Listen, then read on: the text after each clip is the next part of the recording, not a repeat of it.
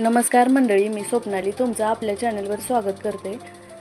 अर्धा किलो चिकनचा रस्सा कसा बनवायचा हा व्हिडिओ मी तुमच्यासोबत शेअर करणार आहे।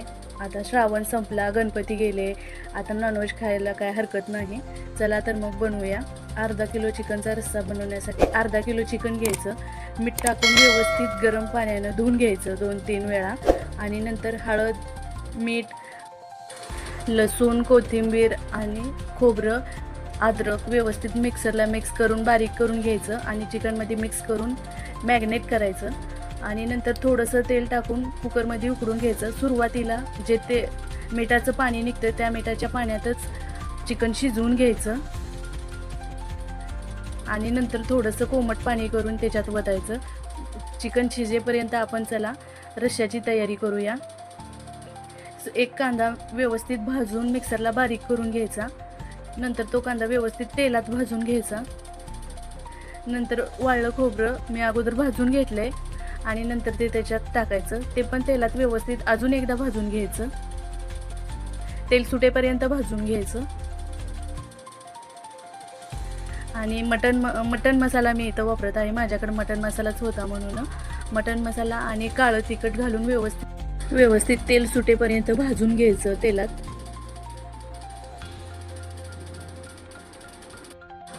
आपला मसाला भाजत आल्यानंतर थोडं थोडं त्याच्यात जे आपण चिकनचं शिजवलेलं पाणी होतं त्यात थोडं थोडं घालून घ्यायचं।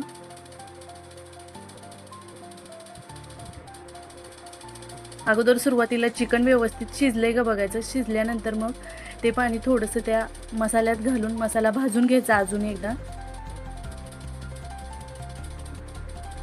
तेल सुटेपर्यंत मसाला भाजून घ्यायचा।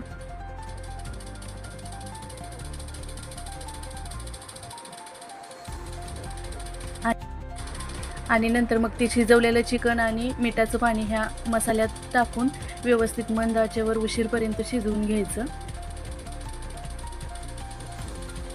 आता आपल्या मसाल्याला तेल सुटलंय, अजून थोडंसं पाणी टाकून व्यवस्थित हलवून घ्यायचं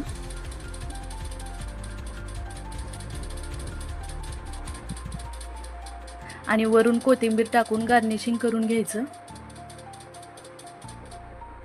आणि ह्याच्याबरोबर खाण्यासाठी आपण गरम गरम चपात्या बनवणार आहे, मस्तपैकी चिकनची भाजी आणि चपात्या।